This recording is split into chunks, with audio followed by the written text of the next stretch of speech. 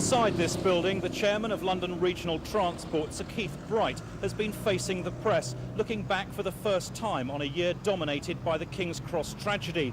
However, our cameras have been barred, apparently because of lack of space, even though there were 13 free seats in the press conference. Sir Keith seems reluctant to face the cameras and answer questions about underground safety, even though a recent parliamentary question has made it clear that safety is ultimately his responsibility. When I asked Sir Keith about that individual responsibility for underground safety and how his attitudes may have changed since the disaster, he had this to say. I think everything that's been said on that was said at the inquiry. I have absolutely nothing to add than what was said at the inquiry at all. I know of no case where safety has been compromised for want of cash or want of policy. Sir Keith later admitted many shortcomings in safety had been identified and more than 100 separate improvements are now being introduced. However, Sir Keith then declined to discuss underground safety on camera, although he did later give an interview to LBC Radio.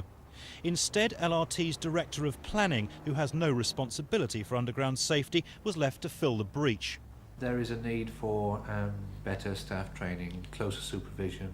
We're now learning some of the problems that arise from handling all-time record levels of passenger on the underground, continued vigilance, and the need to design and modify the system to make it intrinsically safer.